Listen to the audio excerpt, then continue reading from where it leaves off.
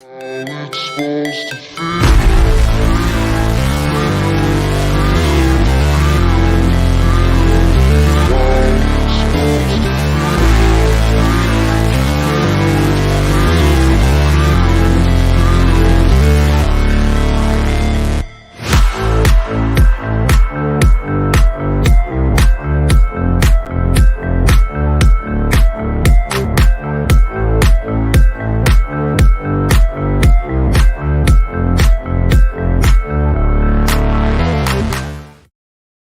Yo, yo, yo. Welcome to the NS9 Postgame Show, part of Pittsburgh Baseball Now.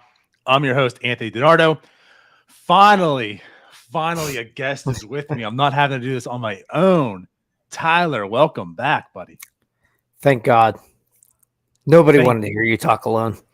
I didn't want to hear me talk alone. I mean, this would be 4 times in a row. Jeez. It would be brutal. Terrible. But yeah, so thank you for partaking in tonight's postgame show. I do what I can.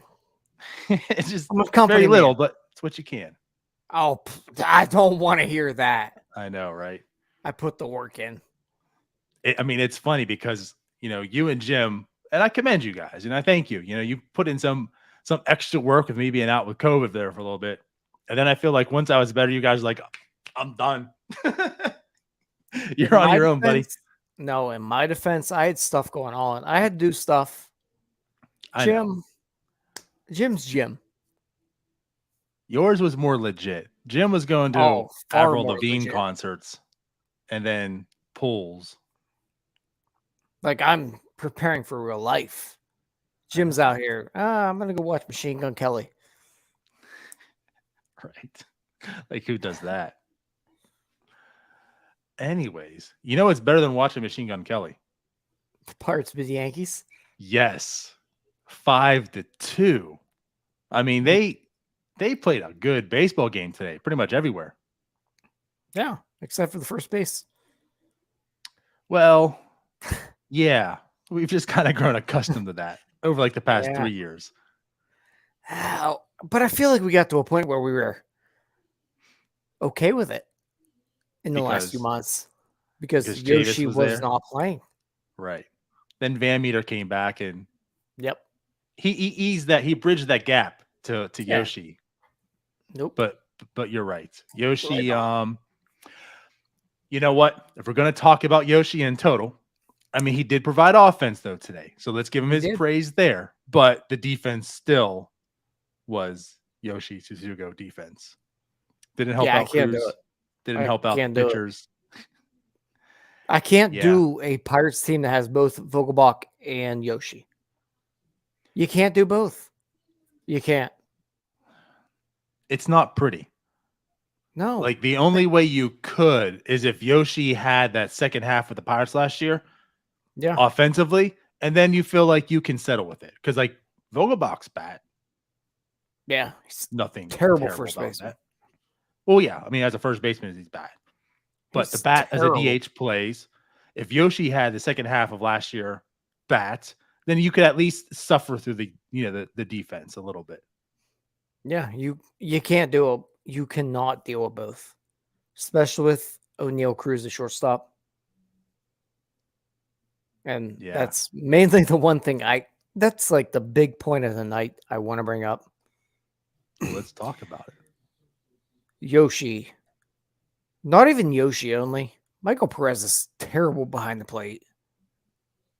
That's a point that we can probably just talk about forever. Yoshi was bad, man. Like, that throw, that was I'm assuming it was the Cruz error. They count as a hit. Did they? Okay. Yep. So no one got the error for it, really. No, it shouldn't have been. That should have been an error on somebody. But that's a pick that every major league first baseman makes. Right. Then you're right. He's bad. I don't want to watch him. I don't. But I'm trying not to get angry. But when I look at a lineup that shows Yoshi, Van Meter, really those are the only two right now. I can live with a Gamble in the lineup. I can live with the Vogelbach in the lineup. I can't do all four. Well, I think the issue is, I mean, Vogelbach and Gamble, like there was no issue with them being in the lineup at all. Period. I mean, No. Gamble today came through. He went 2 for 3, and then he had a pretty solid play defensively as well, holding, I forget who it was, to just a single. I think it was Carpenter. Yeah. It was a very good play. And also, let's just point out, there was actually 3 outfielders in the outfield. Yeah. So that's what also Gamble provides. Just being an outfielder is a positive. Yeah. I mean, he's a very good corner outfielder. It's just, I don't really know that I want to watch him play the outfield. Yeah. When they have so many guys that could just go out there and play. I don't really need to see it. And it's the same thing with Yoshi. Like, I don't need to see him. I don't care how he did on his rehab. I don't care. I don't want to watch him play. I can live with it, but I don't want to see it. Especially when I got to watch Josh freaking Van Meter in the lineup. Right. Really, it goes down to, like you said, wrinkles all the way back to Josh Van Meter being in the lineup again. I don't want to watch him. Nobody does. He sucks. And that's what I was going to say. That's really what it alludes to. It's not so much the Gamble and Vogelbach in the lineup. It's the fact that Yoshi and Van Meter, like those are the two things. And we all know how I feel about Van Meter. So right there, we're good with it. Yoshi, I can live with it a bit. It's like that's where I'm at. To me, he's here. He's back. There's nobody there was banging some on that intrigue, door. which is why the Pirates signed him to begin with. And I'm not here saying that there's still an intrigue, but he's coming off the rehab. He's back. The leash is short, though, in my eyes. Like, let's give him this little bit of time because, to your point on all these players and the fact that you don't want to see Gamble because of all the other outfielders, it's not anything due to Gamble. Gamble's a fine quality player, especially right now, especially for this team. But there's a lot of young guys that you would rather see. So here's the thing. I know we joked a little bit that he was, here we go, another position switch, whatever. Like he was taking reps on first base. Like he has played it in the past.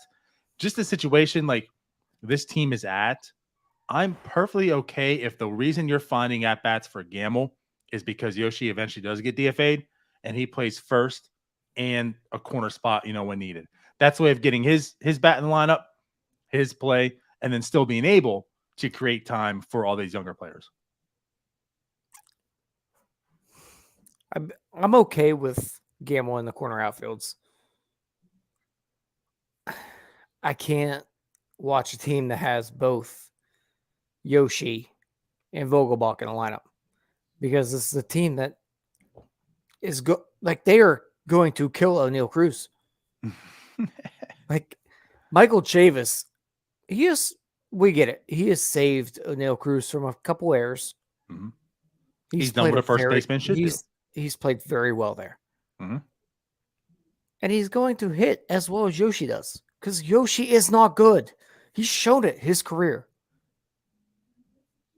He's not good. Vogelbach, to his credit this year, has hit the baseball well. So he has earned that DH spot. I'll gladly watch him be in the lineup every week, but I can't do the Yoshi and Vogelbach. So, like, the problem here is, and again, it's one game. He got 2 hits. Two pretty big hits. It is just one game where we did that. But, like, the problem here is, again, the front office, the GM went out and got Yoshi and Vogelbach, 2 DHs to play first base. It's just unfortunate. Like, I can't blame Yoshi for his inabilities to play first base because that was the package and you knew what you were getting when you opened it, right? So, like, it's not his fault that he can't play. He can't. He's a DH. That's what he is. Yeah. But he's being forced to play first base. But to your point, it's disadvantageous because you have a shortstop who, like, that's his downfall. His arm's so damn strong. We see that. But there's definitely some inaccuracies in his throws. And you want to have a guy like Chavis who has bailed him out and made good defensive first play. Yoshi's not going to provide that. So, like, it's going to hinder Cruz. And this isn't, like, the reason to do it, but what's unfortunate is, so you're going to hear the chirping now. when Cruz does this and Yoshi isn't able to handle these balls, Mm-hmm. oh, there's that O'Neill Cruz. He can't play shortstop, right? Have a guy like Chavis that minimizes that, or a regular competent first baseman. But I guess that's where I go back to Gamble. I just Jim has feel this many like comments. Why is he not on the show? I know, right? But like, hear me out on this. And what's your take on it? Okay. Like, I just feel like Gamble can't be any worse. Also, so like, if Gamble can maybe split time with Chavis at first, and then takes a corner outfield here and there, eventually when Yoshi gets DFA, because I see that coming down the road at some point, probably sooner or later.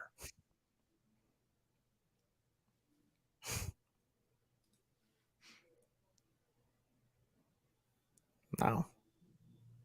There are way So Dave too many says if Yoshi hits with power, I'd say let him play and put Chavis at second. No. I don't think that's really going to happen, but like that's what I'm alluding to a little bit. I don't believe in it, but he is back, and if he is hitting, if he's hitting with power like he's doing, if he's being an asset, I mean that is a positive. It's just the downside is it's going to be very, very bad defense. You know what? It's time for another show where I just complain about the fact that the Pirates can't find a defensive first baseman that can actually hit a baseball. Forget defensive. Let's just start with competent, like anywhere, like offensively or defensively. Play a good first base and hit the baseball because they don't have one. Right. And it's such an easy position though. Like, obtain. It's not hard to pick a baseball. It's not hard. No. Let's move on from Yoshi. Shut the hell up. We know they won. And move on. So what else stands out? Let's start with Quintana. Can we do that? So good. Looks so good tonight. And this is the Yankees lineup.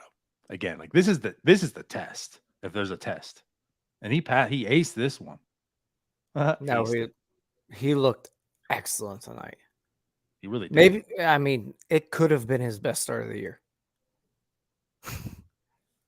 You could argue that, again, especially because of this lineup. Yeah, the downside is he only goes 5 innings, but in those 5 innings, 7 strikeouts, no walks, just 6 hits, and then a 1 run.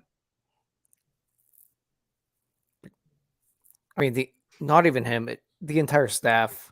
Aaron Judge 1 for 5.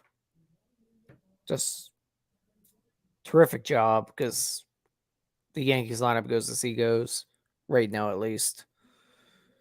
And Leonardo. Yeah. Why did they not give him a 2-year deal? Let's talk about that. I did want to bring that up today because we've never really talked about this because we felt like we wanted to save it more towards like the trade deadline or whatnot. And I felt like it'd be good because I felt like I'd still have my argument and we could really dissect this and talk about it. Because there's a lot of rumblings, beginning of the season, like why even trade Q? It's not going to net you that great of a return. My whole argument was trade him. Like you trade Jose Quintana for the best deal you can possibly get. I don't want to hear keep him. And I don't want to hear extend him either. My side of this, and we're not going to go too deep because this argument is shifting. My side of it at that time was the bar shouldn't be Jose Quintana, and that's why I don't want to extend him. I don't want to keep him because what's the point? Just trade him. I don't give a crap about lasting the rest of the 2 months without him or whatever. Get what you can, throw some darts at the wall, right, and see what you get. But Q's performing, and he's performing, I feel like, even better than he was at the beginning of the year. The beginning of the year, I really felt like, okay, there's a lot of smokes and mirrors. There's numbers, right? But I don't really trust this.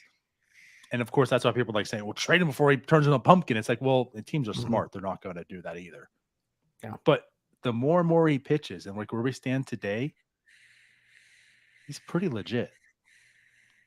And I'm on board now. Like you can easily coerce me to talk about extending Quintana.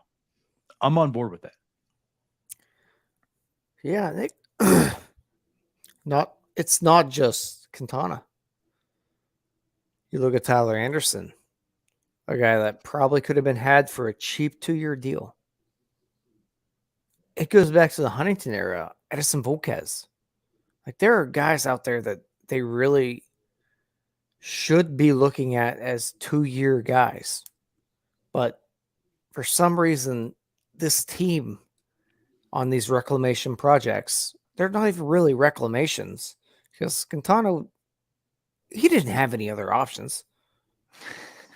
I mean, the Like, contract stated. You signed to the Pirates. I don't want to hear about, well, maybe he would have turned it down. He signed that $2 million deal. You give him 2 for 7, 2 for 8. Who cares? What is that really going to hurt Bob Nutting? If he fails, oh well. Sorry, we're out a couple mil. There's no downside to doing this, and it's a strategy that this team has not employed. And it's not Ben Sherrington. It's both him and Neil Huntington never did it as well. Mm-hmm. And it's a very frustrating part that they just never employed. Now, Liriano was a 1-year guy. Yeah. What I was going to say even too is, I know it's a little bit different of a strategy, but even other strategies we talked about that they never went ahead, it was like the Drew Smileys or like Michael Pineda's, right? The guys that are coming off an injury, signed to like a 2-year deal. I mean, Wade Miley, my God. You look at the tweets these days, and there's some guy out there on Twitter talking about sign Wade Miley, and some other guy just happened to say, I'm just going to keep this for whenever Quintana has a better year than him. I wonder who that could be and who he quote tweeted. Why not have both? Yeah. Well, one's hurt. Yeah. But one's on the show and one is actually on the show. One's just commenting on the show. Correct. Yeah. I like, you have a point there about the 2 years. And I guess like at this point of time, maybe the Tyler Anderson a little bit more different, because I mean, there was one thing like that signing was a bit intriguing at the time. I liked it, at that point in time, coming from Colorado, right? I mean, we know pitchers, especially there, I mean, their numbers are bad, but there was like a lot of underlining stuff that you liked in Tyler Anderson. Quintana, I just looked at this as like, this is them feeding at the bottom of the barrel. Jose Quintana is washed up, and again, I don't know if there was something they did see. Like, you can go back when you're talking about the reclamation projects in the old regime, there was something that they were headhunting and they found in these pitchers. And I don't know, because the thing too is like Tyler Anderson, at least to me, maybe you can disagree and tell me, but like Tyler Anderson is not the same as Jose Quintana. Quintana showed a little bit peripheral wise that he could be okay, but it was more of Pirates fans just living in the past. Well, take away the fans, like the regime. I don't know if I fully felt like this regime was like, this is the guy we want. Like, we've targeted Jose Quintana. Here's what he can do, and here's what we can bring out. Obviously like not. They signed to 1 year, $2 million. Well, to your point, though, I mean, what did Edison Volquez sign? It was very cheap. What did maybe 4? I don't even think it was a 4-year. Or I think he might have got 4. But either way, I know what you're saying about the 2 years, but like I feel like with the Quintana deal, it was almost like, we need pitchers and you're the cheapest and can probably give us, he's the one thing you can say about him is he's durable. You could probably give us 140 plus innings. Here's $2 million. And it turns out that he's more than just an innings eater, that he actually has become good. And I don't know if I firmly believe that the Pirates knew that was going to happen. Can I push a button? Yeah. What if the player botches, they continue running them out with a 70 ERA a la Yoshi? I don't care. Get rid of him. It's $7 million over 2 years. I don't care. That's what I'm saying. Who cares? It's nothing. So, like, to your point, it's $3.5 million you might have to eat by DFAing him. But that's the risk reward that you get. And if you can find, so like, think about that. So like, what if this year, because forever Yoshi, like I get what you're talking about with Yoshi. Mm-hmm. There's If you have to eat Cahill. $4 million, you eat $4 million. But in doing that, what if you're able to sign Quintana to a 2-year, like you said, $7 million deal? I mean, sign a 1 year, $2 million. Hell, you Like just signed prorate a that 2-year 10. 2 years 4. I mean, like if you sign 2 years, $7 million, like you have Jose Quintana next year for $3.5 million, way undervalued. Tyler Anderson only signed an $8 million contract this year. Only. If they would have signed him to a 2.8, you think he would have took it? Probably. Because who knows what would happen. Even 2.9, 2.10. Who cares?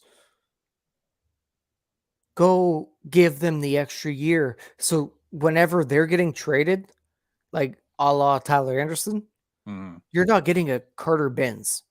They have another year of control. Right. So think about Quintana right now. How do you have an extra year? And I know the goal isn't to trade him, but like if you wanted to trade him right now, because there's this package that you're like, hey, we're a building club, we can't turn this down. He's going to have a lot more value, as opposed to just being a rental. So like, I get your point. Like again, Tyler Anderson, perfect example of that.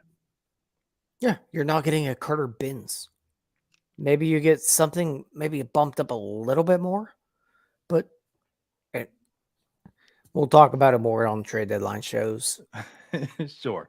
But I think my main point was the thing about me too was the reason I didn't want to extend, the reason I didn't want to talk about anything other than trading him was like I felt like I don't want the bar to be Jose Quintana.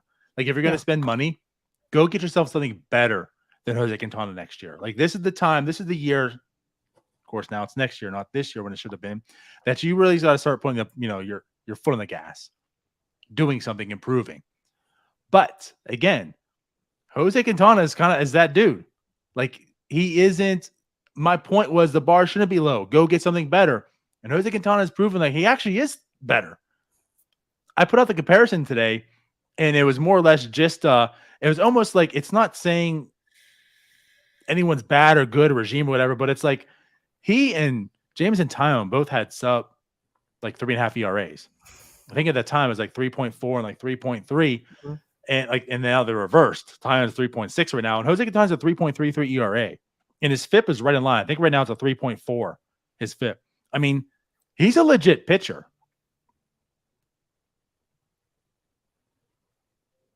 You just reminded me of Jameson Taillon's curveball. That thing's sexy. Oh, it's always been. Whew. I forgot how good it looks. And I know he did. I know, but I know he didn't pitch the best game. Whew. Man, that first inning, when he just sat him down, it was like, oh, what could have been? Hey, that guy next year. That guy's just got it. I'm happy for him too. I'm so happy for him. Man, that curveball so good, and the way he attacks hitters, he's going to be sought after, as he should be. Yeah, and good for him. Yep. But hey, it's a good point. Like the idea that they can't cut him because of money is ridiculous, and that I agree with. I mean, if we're talking about $3-4 million, that's pennies, especially when you already have this type of a payroll. That's a risk reward that you want to take right now because you can eat that. Like you're not at your air quotes created cap, right? That's like you self-imposed, right? When nothing goes out and says you have $100 million and you have a $98 million, opening day payroll, you might not want to make those risks because then, you gotta talk to your boss. Hey, can I open up the wallet because I want to make this deal or whatever? But when you're sitting this low, this is the time to make those type of risks because this is how you can really improve a roster, right? To get that big time reward. I mean, again, like think back of it. Like when Liriano was signed, when Edison Volquez was signed, I'm sure a lot of people were like, this is crazy. We're supposed to get better. And then look what happened. You've mentioned time and time again, the biggest part of that regime wasn't the prospects. Like it was the signings of Neil Huntington. Yeah. I mean, Russell Martin was a 2-year deal. There you go. 1 year. There you go. Yeah. Pirates won today, by the way. They did. It was such a good game. But yes, so as we've talked about Quintana for quite some time, I'm fully on board right now. I think the issue is like, do they talk extension? And what happens, if you're at the deadline and if either A, haven't, or B, they haven't come to an agreement. What do you do then? Do you trade him, or do you just hang on to him and hope you can create talks to make an extension or make another deal after the season? I don't know. That we can talk about. But Will Crow does come in, pitches 2 innings, of course, does Will Crow stuff against his Yankee lineup. And like you said, the bullpen did his job. Underwood gave up a run. Yep. He was spotty. Yeah, I mean, Underwood looked like Underwood should. The big thing is just get it to Bednar. Get the ball to Bednar. Bednar's back. Are we stamping it? I'm not stamping it, but it's good to see him get some outs without any trouble. I'll say after the first batter of his last outing, right, when he went 4 walks or 4 balls for a walk, he got the next 3 guys out. Today, he comes in, and he gives up a hit, but gets 4 guys out. 3 guys out and 4 batters, I should say. So I'm not that worried anymore. No. I mean, I was never really worried. It was more, a little bit worried. But also one of those, what the hell are they going to do? Like if something does happen? Huh? It was more of a, what the hell is this team going to do if something happens to him? Oh, well, I mean, you're already asking what they're going to do when he's here. That's why he's got to go 3 innings and pitch sometimes. Yeah. I mean, they've tapered it down a good bit. Right. More than a good bit, actually. They've really went conservative with him. Mm-hmm. And, I mean, I get it. You have to because you used them like an idiot, as everybody else knew. Like, straight up, you used them like a jackass. You went after wins in May and April. Right. And now you have to put him on a pitch count as a closer, which is awesome because this team rocks.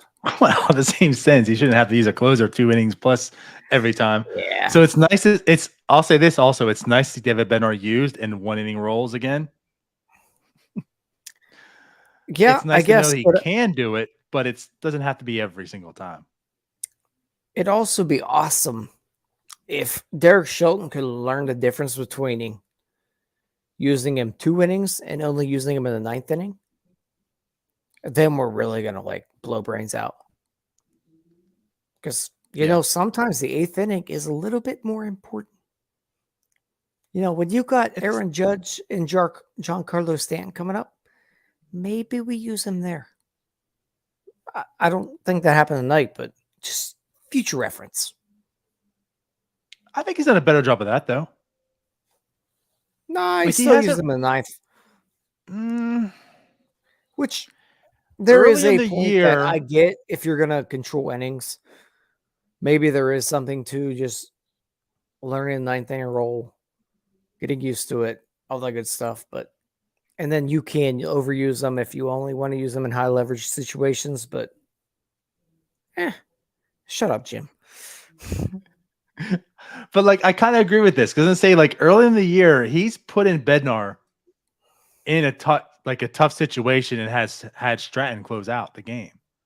Yeah, but how long ago was that? Progressed is instead of just doing that, he's just been well, I'm going to put Bednar in the 7th inning and then also let him close out the game. So I think that's the problem more or less. It's not so much getting Bednar in the tough spot. It's you can also get him out and have someone else be competent enough to close out the game. That's the problem, though. There just hasn't been. So he goes 7, 8, 9. Well, the big problem is that he used him for 2 innings a bunch of times. Yeah. And now he can't do that. Right. So here we are. Yeah. But anyway, so he does get his 13th save. Looking pretty good again. Let's get to the hitters, though. Some more. So again, people with multiple hits today. Brian Reynolds goes 2 for 4. Sawinski goes 2 for 4. He's just first off, he loves PNC Park. Just absolutely loves it. But the power, go ahead, Tyler. Man. Whew. Someone bring that clip up where someone said, man, he's got a little bit of pop. I guess. Yeah, I was right. He does have a little pop, but he also has a lot of pop. Hey, he's putting my doubts to rest. All of them. He certainly has pop. Now, I guess, to define if he can be a good everyday outfielder is if he can also not strike out as much, hit for a little bit better average, but the OPS is now over 100. Again, he now, I think, is tied again with Julio Rodriguez for the home run lead of all rookies with 14. Actually, you know what? Because I think Julio hit one last night, so maybe not. But he's playing well. He's playing fine. Like the on base percentage is very bad. He strikes out way too much. He does not walk enough. But he hits the ball out of the ballpark. I don't know if I totally agree that he doesn't walk enough. I mean, so here, he has a 9.2 walk rate. That's not bad by any means. And that's like the one thing that stood out from day one. He doesn't get on base enough. It's the average and striking out. The average is very bad. It is. I mean, he is right now batting 227, on base 312, which actually, yeah, it was not much of a difference, 308 earlier. I thought he was still in the twos. It's not terrible. And again, so the thing that's really creating his OPS is the home runs. I mean, the power is really what's making him a very competent. I mean, he's got a 122 rated run created plus. Like he's hitting well. That bad boy just is a roller coaster ride of Jack Sawinski WRC plus. It's like 122 down to 97, back up to 118, down to 100. Right. That bad boy's everywhere. But that's why, because it's all driven from the home runs. Yeah. I mean, like once he hit a home run, it goes back up. Then he just slowly drops it back down. And he hits a home run. Well, we joked if Mason Martin was going to make it, it's because he was going to be like an Adam Dunn light. And actually, I think there's a good thing here. Like Jack Sawinski pretty much is Adam Dunn light right now. Oh man, the guy that you said didn't really have much power, you're now comparing to Adam Dunn. Right. Jack Sawinski is basically, thank God there's someone on this podcast. Basically everything we prayed Mason Martin would be. But I mean, I'm okay with him. Like he's playing fine. He's played a very good corner outfield. For everything we say about Ono Cruz, like you can clearly say about him. I mean, it doesn't like he has a ton of plate appearances. He's got 218. He's certainly playing better now than like he was earlier. That was always the thing that stood out about him was how comfortable he looked. He looked like a major leaguer. Results are starting to come. Again, I know it is really power driven. If he can get that average back up, right? Not strike out a lot, make better contact, get some hits. I'm intrigued by him. Still have my reservations, right? So he got 14 home runs, 14 or 15 now? 14. 14? Yeah. In intrigued. 2 games. Above average bat, 14 home runs. Yeah. I'm intrigued as well, Leonardo. Thanks for pointing out the obvious. Right. And he's also playing a pretty good corner outfield. Well, yeah. That's also a thing. He's definitely it's just sad because again, like this club doesn't want to have actual outfielders on the team, which just drives you crazy. But it's not even just the fact that he is an outfielder. He actually does possess a good outfielder glove. And he's not a guy that's going to hit like 28 home runs a year. Let's pump the brakes on that. I think there's probably 20 in the bat a year if he gets regular plate appearances. But he's not like this big power hitter. I mean, they haven't been the most. He has had some impressive home runs. So you're saying that one because of that one off Yachty, right? No, I mean, I think it's one of no, that was Got that asterisk, Vogelbach. right? There's Vogelbach that hit the 97-mile-per-hour home run today. But regardless, I mean, there's pop, but he's not a 30-plus guy. I don't know. I don't think he's that. I still need to see more, right, before I'm going to stamp anything. But so far right now, like he's showing that, like so far this year, that's exactly what he is. Yeah, he is. But and also he's giving this team what they absolutely need right now because they don't have guys that hit the ball at the wall. Other than Brian Reynolds and O'Neal Cruz when he hits the ball like 120 miles an hour, which comes in bunches. Yeah, but only goes like 20 feet in the air. Yeah. But they don't have guys that hit the ball over the wall.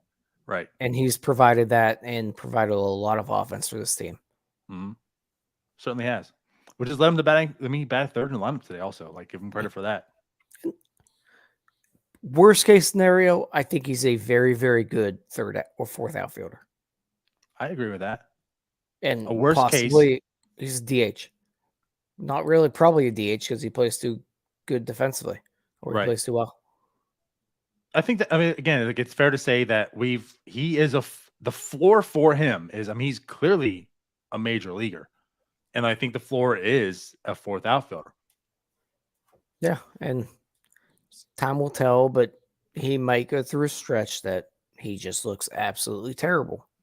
And he's going to strike out a lot of times and not actually hit these home runs. Right. Yep. And that's still to come. But I think that's where I'm at. Like, it's still his rookie year. He's never even, like, he barely saw AA, right? Never saw AAA, came right up to the majors this year. Mm-hmm. That's why I want to give him, for all that we say about O'Neal Cruz, like, you got to be fair about Sawinski as well. Like, he's still developing. And that's why I'm still intrigued. The power's legit. Like, you can't fake power, right? As I keep saying, you can't just become a 500-foot baseball hitter, Like, you have to have that ability. And he's showing he has that ability. What needs to come is he's got to play discipline, I feel, too. Like, he just has to not strike out as much. Get that average up. I mean, if he can do that. If O'Neal Cruz was doing what he's doing at the plate, we'd be thrilled. I know that Jim said that about Mason Martin. If O'Neal Cruz was right now, we'd be fine. Like 14 home runs? Oh, yeah. Right.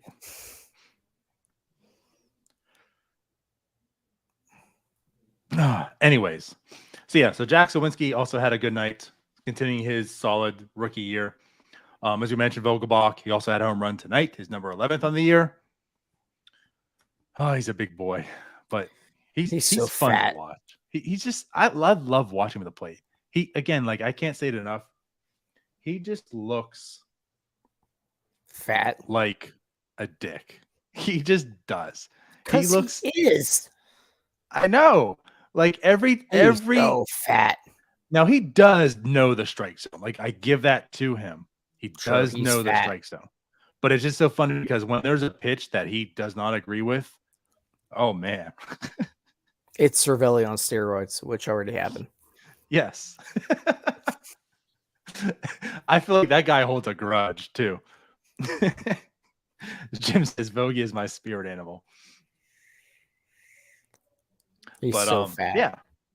He is. Like, he is a legit hitter. And he is a guy that the Pirates did go and sign for 2 years. He can return next year for the Pirates as a DH, and I'm all for it. Just don't bring Yoshi back, too. Also have a first baseman. Yeah, I'd like to see how the season ends up with Vogelbach, but I know a few weeks ago I said I don't really care if he comes back. I'm more open to it. He's really come on lately. I just can't do both Vogie and Yoshi. Fair enough. You know what? You accept my Vogie, I accept your Quintana. I can't do both of them. No, but I'm with that. I want to see the rest of the year with Vogelbach. If he continues to be above average, they need pop. I will deal with him. but they got to keep him in the DH role. And he Fully can't be agree. taking at bats away. Next year, there has to be a legit first baseman on this team. Yeah. And then, as we mentioned, Ben Gamble also 2 hits, right? 2 for 3. His return tonight. All right. Good defense. He's a good major leaguer. Like, he's fine. Mhm. I just don't really I don't care to really see him that much. He's one I think that we both agree on that you're not going to get much because it's a corner outfield, right? Like, you're not going to get much. But I feel he's the guy for what you want to argue with Quintana. Gamble, I believe, is a guy that you trade just simply for the fact of you need to create spots. Like, you have to just move on from him so you get what He's you just can kind of in get. the way. Right. And it's like no fault. He deserves, he's playing well enough. He deserves to go to a contender. So do that for him. And then that also creates and opens up spots for your club to get the guys that you want to get in there to get that experience and development for. He's not going to be here long. He doesn't need to be extended. There is a plethora of outfielders in this organization. He doesn't need to be here anymore. He's done what he can for this organization. He revived his career, really. Or not even revived. He started his career here. I won't say he was. I mean, he was good in Seattle. He was fine. But he kind of really jump started it. Now I agree with that. He's not good enough to be on a really good team as a corner outfielder, as a starter. He's fine. I don't need to see him anymore. We know what he is. No, I couldn't. I don't care. Ben Gamel. Yeah. He was useless to me. Right. I didn't want him anymore. I really don't want him now. It's I'm with you. I won't look at it as like this team has like a plethora of outfielders. I mean, they do per se. We don't know if they're like any really good ones yet, other than I'd like to find out. Ryan Reynolds and probably Jack Sawinski. But I think like with him is he's good, but he's not good enough for me. Kind of like where my Quintana situation was. Like I don't want to extend him because he shouldn't be the bar. If you do spend money on a corner outfielder, don't spend it on Ben Gamble. Spend it on something better. And that's just simply where I'm at. He's good enough. He is good. But I don't want to settle on paying money to Ben Gamble. I want to go get better, which could be internally, as you're alluding to. I'm ignoring Jim's comment because it's 42 minutes in. Yeah, I know. We could talk about a lot right now. So anything else of note that you want to bring up today? We can talk about it tomorrow. Sounds good. Basically what Jim is saying. Yeah, we talked about a lot tonight, and we certainly can talk about that. So we'll do that tomorrow. Maybe you and Jim can talk about. Anyways. Good Lord, what do I look like? Guy that can be on all the time? Clearly not. Jim's got to figure out how to use this thing by himself.